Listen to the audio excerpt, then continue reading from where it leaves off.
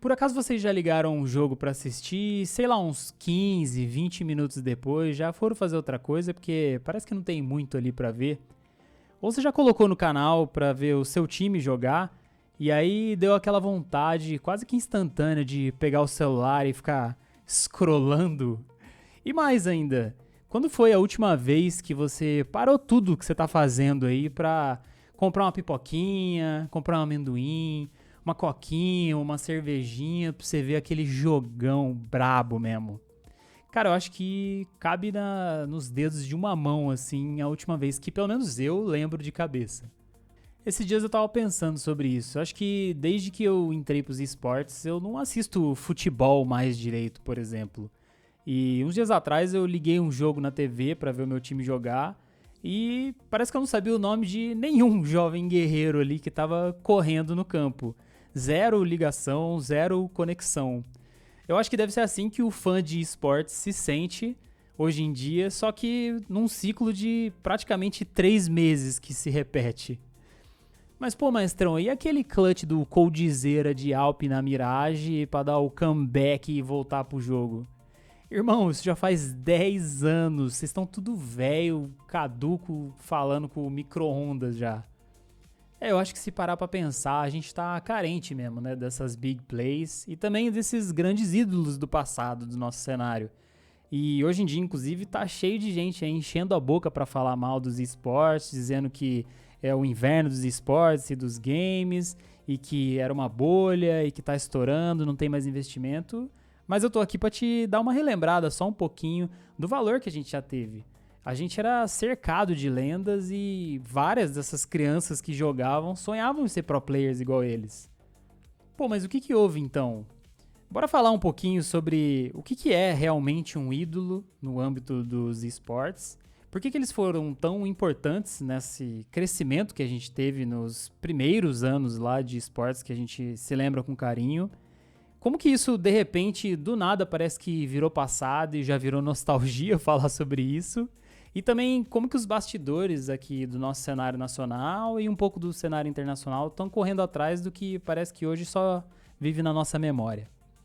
Acho que todo mundo aqui já sentiu aquele quentinho, aquele conforto quando você vira a rua do seu bairro, onde você foi criado, chegando em casa da escola ou do trabalho. Tem poucas sensações mais calmantes do que saber que você está em um lugar que você conhece, né? Com pessoas que você já viu, coisas que você já fez. É um misto de uma sensação de controle, um pouco de nostalgia e também de que ali você já sabe o que esperar de verdade. Talvez a gente não perceba, mas muitas empresas usam isso para vender produto e serviço que parecem que são feitos para nós, né? Um nome de marca que a gente já escutou, um remake de jogo que a gente já zerou, ou uma música de um show que a gente já foi. E com esportes não é diferente. Muitas pessoas compram camiseta, caneca, chaveiro, pay-per-view, pagam ingresso de jogo justamente porque se sentem em casa. Tem um feeling de pertencimento, de irmandade, broderagem. Em dia de jogo, isso inclusive vira uma vontade de ir pra guerra mesmo. E tem uma coisa que deixa tudo isso mais familiar, mais reconfortante, né? Que são os rostos de quem a gente conhece. Tenho certeza que você pode torcer pro mesmo time de futebol, de LoL, de CS, que seja, faz uns 10, 15 anos, mas você não vai lembrar de todas as lines ou escalações completas. Por mais que você ame o seu time, as coisas que você vai lembrar são alguns momentos e alguns nomes ali que mais te marcaram. Quem decidiu uma final de campeonato, quem fez um clutch para levar o jogo para overtime, quem roubou um barão para dar um comeback insano, e até quem te deu aquele sorriso, um autógrafo no dia que você foi ver o jogo e fez valer sua viagem. Quando você junta tudo isso em uma única figura, aí sim nasce um ídolo. Aquele cara que vai segurar a bandeira, defender o escudo, vai virar o rosto do time mesmo. Com o tempo, ele deixa de ser só um atleta em um time e vira nosso amigo, alguém quase da família, um chegado. A gente quer o bem dele, torce pra ele toda semana, quer que ele tenha sucesso, quer ver ele amassando e até passar pano quando ele erra e deixa a gente na mão.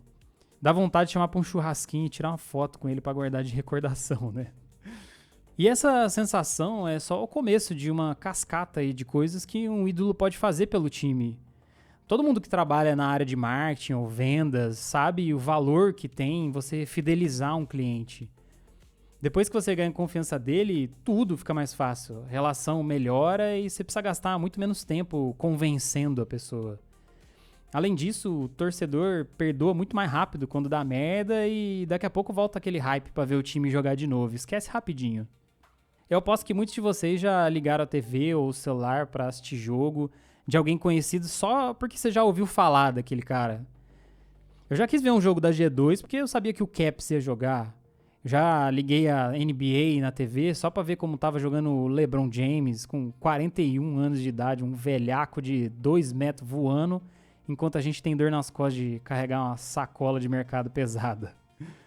E isso é só mais um efeito desses franchise players, né? Eu nem preciso torcer pro time deles, mas eu quero ver eles performando só pela beleza da arte. E com isso eu tô dando mais audiência, relevância, lastro pra aquele clube que ele joga. Pra quem tem um time de coração, pra quem torce sempre, acompanha, sofre, esses jogadores dão a sensação definitiva que qualquer ser humano gosta de ter. Aquela sensação de lealdade. Sentir que você pode contar com alguém, não importa o que aconteça. Se sua semana tiver uma merda, se nada tá dando certo, pô, pelo menos final de semana meu jogador favorito vai dar a vida pelo meu time. Porra, todo mundo quer isso, no trabalho, até nos relacionamentos pessoais. E nos esportes a gente já sentiu um pouco disso na pele também. Uma década atrás, depois de vários anos nos esportes escondidos, passando por baixo do radar e atingindo alguns nichos mais específicos, a gente entrou praticamente numa era de ouro ali, uma Golden Age, principalmente no lado oeste do mundo aqui. Em 2015, o The International, o maior campeonato de Dota do mundo, foi copado pela primeira vez por um time americano, a Evil Geniuses, né, a EG, time do Fear, que ganhou um monte de fã por causa do documentário da Valve, o Free to Play. Eu lembro de ter assistido isso aí no repeat várias vezes. Nos 2 anos seguintes, a Luminosity Game, né, a LG, ganhou o primeiro grande Major pro Brasil no Counter-Strike e depois a SK dominou o cenário de FPS. O Brasil era rei do CS mundial. No LoL, os jogos começaram a ser transmitidos em estúdio presencial em São Paulo e geral queria ver não só os jogos, né, mas os jogadores tretando ao vivo, porrada, provocando. O público não parava de crescer, o hype era gigantesco e todo mundo entendeu que os esportes tinham vindo pra ficar. E nessa salada toda, cada um foi escolhendo o seu time e os seus jogadores favoritos. Tinha o Fallen e o Guardian no CS, o Faker, Uzi, BRTT, Kami no LoL, Denji e Fear no Dota.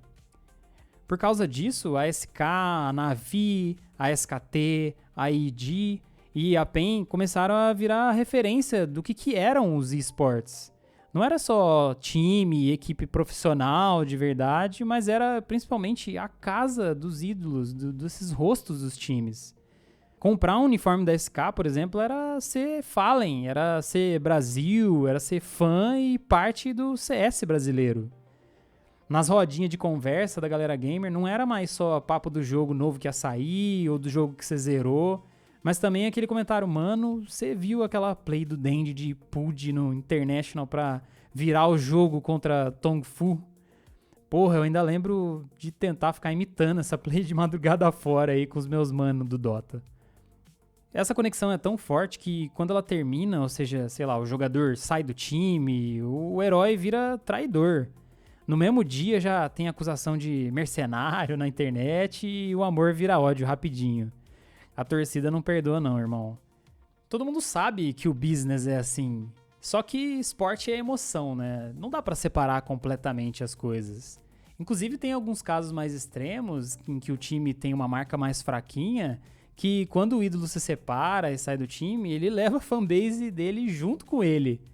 Acho que se você falar isso pra um fã de futebol, por exemplo, que já tem mais de 100 anos, o cara vai falar que já tá acostumado, nem dói mais, já aconteceu tantas vezes que ele nem lembra. Mas para nós do esporte, que somos bebezinhos, né, um esporte mais recente, é um risco real que aquele time corre de perder praticamente toda a fanbase, todo o hype dele e toda a audiência dele. Por exemplo, quantos de vocês continuaram assistindo aquele time da LG ou da SK depois que o super time do Falenzão saiu de lá? Mas pra mim, eu acho que o caso mais foda de todos, um que tem poucas coisas assim que chegam perto, é a história de um ídolo máximo sul-coreano ligado a uma casa, um clube, uma fanbase por mais de uma década. Eu acho que você sabe de quem eu tô falando, né? Tô falando sobre simplesmente o maior atleta de esportes eletrônicos da história, o Unkillable Demon King, o Sr. Faker. O caso dele não é só atípico porque ele é o maior vencedor de campeonatos de LoL da história, ganhou 3 mundiais seguidos, isso tudo depois de 10 anos de ganhar o primeiro mundial da carreira dele. Ele é uma lenda, um movimento, praticamente um exemplo do que um atleta deveria ser e mais do que qualquer outra coisa. Ele é leal ao clube dele. Onde que você vê isso? Desde que ele surgiu para a grande massa lá em 2013, no seu primeiro jogo profissional, o Faker joga pelo mesmo clube, a SK Telecom, né, ou SKT na época, e T1 nos dias de hoje. 13 anos na mesma equipe, irmão. Isso não é só diferente, é simplesmente único, é sem precedentes. Quem acompanha basquete, vôlei, futebol, outros esportes, até pode ter alguns casos disso pra contar. Só que aqui é outra história. No caso dele, sendo o Pelé do LoL, você deve imaginar que todos os times do mundo fizeram ou fariam, né, propostas pra tentar tirar ele de lá até hoje. E mesmo com todas as chances, com um cheque em branco, dinheiro infinito na mesa, ele nunca abandonou quem criou e alimentou ele. E ele poderia, a hora que ele quisesse. A T1 passou por infinitas reformulações de marca, de jogadores, treinadores, passou por um monte de crise, e o Faker chegou até a ficar no banco em vários momentos, só que ele nunca saiu. A org ganhou um rosto único, um herói inquestionável e um elemento humano para representar a marca deles. O Faker se tornou sócio do time e sabe que ele vai ter sempre as melhores condições para competir enquanto ele estiver lá. E ao invés dele escolher times mais prontos, né, super times, ele ficou lá para virar o vovô e o mentor da nova geração de atletas. Para quem assiste, ele virou uma identificação de história de vida mesmo, de pertencimento a um lugar. Tudo é familiar, tudo é confiável, confortável. E, cara, a nossa cabeça de fã adora isso. Aí vamos lá, aí você pula do Faker e da T1 e olha pro resto. Aí, irmão, tamo lascado. Dificilmente dá para achar time que vai fazer de tudo pelo seu ídolo, disposto a se reinventar e construir sempre em volta da mesma peça. Não só pelo fator financeiro, né, mas também porque, no caso da T1, ganhar um mundial sempre ajuda, né, ter seu projeto validado. O ideal seria essa relação acontecer mais vezes, até em equipes com um pouco menos de sucesso. Na NBA, por exemplo, é muito comum a gente ter estrelas reconhecidas em franquias diferentes. O Steph Curry já está no Golden State há 17 anos, por exemplo, e ele só, entre aspas, né, ganhou a liga em 4 desses anos. O Michael Jordan, lá atrás, jogou nos Bulls por 12 anos e ganhou em metade desses anos. O Kobe jogou todos os 20 anos da carreira dele nos Lakers e ele só levantou o troféu 5 vezes. Isso é para mostrar que eles são uma liga preocupada em ter os seus ídolos em casa. Não só isso, eles contam a história de cada um. Até como o próprio head da NBA no Brasil, o Rodrigo Vicentini, já disse uma vez nas aspas dele. Nós somos uma empresa de entretenimento, um player de conteúdo e uma grande contadora de histórias. Toda noite, nosso desafio é produzir imagens incríveis e contar histórias inspiradoras. O jogo, ele é o nosso core, mas o negócio é o storytelling. Da hora essa visão, né? Um pouco diferente do que a gente vê nos nossos esportes aí tão jovens, né? E lá eles consideram que o jogo é só um palco onde as histórias acontecem ali, mas depois que o cronômetro zera, o fã ainda tem conteúdo dos jogadores para consumir praticamente todo dia. Só que pensando aqui no nosso mundo, é muito comum os nomes dos times mudarem 3 ou 4 vezes por ano. Acho que são poucas as equipes que realmente entendem o valor de criar essa relação com a torcida através de rostos de pessoas. Fica difícil o pessoal ter essa ligação profunda, porque nem dá tempo pra isso. Geralmente a confiança se constrói devagar, né? E aí é demais querer cobrar isso do fã que nem sabe quem tá jogando pelo time dele. Sem chance. E assim, olhando pro Brasil, é difícil defender as ideias dos projetos daqui. Aqui é curtíssimo prazo que reina, né? Eu sei, já trabalhei em várias orgs e eu sei que funciona dessa forma. Se o jogador não dá retorno financeiro ou resultado em 3 meses, os donos já acham que é um fracasso. Dando um exemplo aqui, né? O Loud Gods que me perdoe, mas eu vou pôr na tela aí o tweet do homem. Se liga aí, se liga aí. E é isso mesmo. Quer projeto de longo prazo, vai fazer uma faculdade e virar CLT. Aqui na Loud tem que ganhar. Ai, ai, ai, é o Loud Gods. Claro que não ajuda a gente ser um povo quebrado de grana, né? Só que, mesmo com a galera mais jovem e promissora, o corte é sempre rápido. E eu não acho que é culpa só de um lado também, tá? Já que os atletas também não fazem ideia da importância de cultivar um público. A maioria só joga profissional porque é bom mesmo, vem de casa sem nenhuma base. Quase nenhum quer ter o trabalho que alguns dos maiores tiveram para criar essa fanbase. A real é que, pra mim, o nosso cenário é muito amador ainda.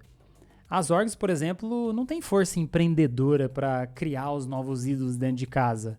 Os setores de conteúdo delas é sempre a mesma ladainha, né? E os assuntos são sempre os mesmos. É para gerar engajamento único e exclusivamente pro time. Olha o meu time, olha o meu atleta, estamos jogando, olha os meus patrocinadores.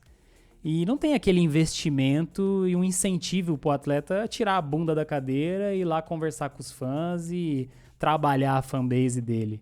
Ao mesmo tempo, os jogadores também só querem saber de treinar e receber salário. Eles não têm uma assessoria, não corre atrás, não tem um projeto de vida fora ali dos treinos e da profissão deles. E eles também não geram nenhum tipo de identificação com o fã que assiste ele toda semana, mais de uma vez por semana.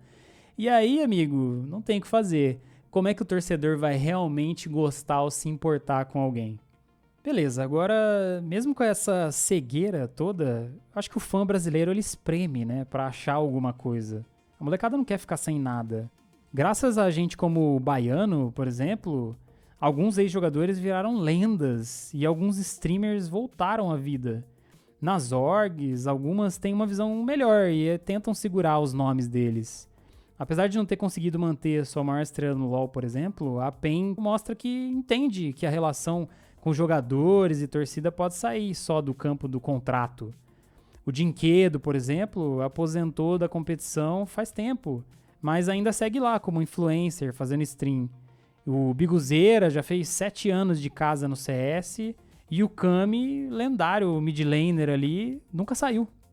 Não é à toa que em todo evento presencial os ingressos esgotam e 80% da torcida é deles se eles estão lá. A Fúria no CS também tenta manter seus melhores lá dentro desde que surgiu, né? A exemplo do Cacerato, Yuri, o Yurato. E ao que tudo indica, nosso maior professor de esportes, Falenzão, na minha opinião, a segunda maior figura de esportes do planeta, deve continuar lá por mais tempo. E mesmo a Loud, que eu citei aqui como exemplo negativo, conseguiu trabalhar bem a imagem de seus principais jogadores ali de LoL, Free Fire, Valorant, né? Quem não lembra daquela line lendária que foi campeão mundial? Já que eles têm uma experiência já prévia em lidar com influenciadores, eles nasceram disso, né? Só que a questão é, cara, ainda é pouco, é muito pouco. Além de vários ídolos terem sumido do mapa, até as publishers, as donas dos jogos, não sabem criar novos ídolos. Parece que as histórias, os conteúdos são sempre a mesma ladainha também e que a criatividade passou longe, morreu. A paixão parece que virou trabalho só, a galera tá indo lá bater ponto e aí a gente sobra com esses conteúdo pago e patrocinado. Só a entrega de patrocinadora, só o que restou. Pode falar que é nostalgia minha, mas eu sinto falta, tá? De ver um cara fodão em cada lugar, em cada time, os deuses chegando pra trocar soco e você ali na ponta do sofá torcendo. Não era só sobre os pontinhos na tabela, mais um jogo essa semana foi boa, semana foi ruim. Era tipo briga de anime mesmo. Porra, eu queria que a semana passasse voando só de saber que ia ter jogo no final de semana. Era foda demais. Mas assim, pra quem gosta de olhar o copo meio cheio, a gente ainda não tá morto não. Lá fora, os europeus já entenderam que precisam de novas caras, né? E todo o ecossistema deles foi montado pra isso. Recentemente, a gente viu surgir alguns nomes como o Manizi, o Donkey, o Zayu, e pra fechar no CS, é Molodói ou não é? E no LoL, a gente viu um jovem jungler Yike, por exemplo, ser campeão e já dá lugar para um mais novo ainda, o Skillmonger, que tá destruindo lá, ao lado do mesmo Caps de sempre. O estádio inteiro na França lotou para ver a mais nova joia da Carmine Corp, o Kaliste, o ADC, jogar lá. No NA, a Riot tem investido pesado na Liga do Valorant recentemente para eternizar o nome dos times que estão brigando pela Champions. Tá tendo uma animação no estilo meio Arcane, mexendo nos formatos, abrindo circuito, aumentando o número de jogos. E a Valve, no circuito aberto, né, que já tem bem mais aberto, tem criado algumas regras para os times serem obrigados a segurar suas lines por mais tempo para poder participar dos Majors e afins. Tudo isso deve favorecer essa questão de familiaridade nos rostos. E depois de anos de estagnação, será que a gente está finalmente vendo uma nova Golden Age surgindo?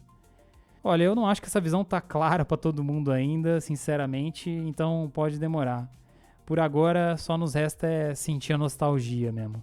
E é isso, molecada. Eu tô finalmente colocando pra fora tudo que eu penso e eu queria a ajuda de vocês pra seguir construindo um cenário de esportes do jeito que a gente realmente merece. Eu acho que a gente ficou muito tempo sem voz e só aceitando o que tinha, mas eu quero mostrar pra todo mundo que o fã de esportes precisa e merece muito mais. Se assim como eu, você também ficou com vontade de falar um pouco das suas experiências sobre esportes, então, cara, não deixa de comentar aqui não nesse vídeo. E nesse processo, já desce aquele like, se inscreve e, mano, me conta aí, qual foi o seu ídolo preferido ou seus ídolos preferidos, por que eles te marcaram e quais foram essas experiências que você teve. E depois a gente volta aqui pra falar um pouquinho mais a fundo de cada um deles. Valeu!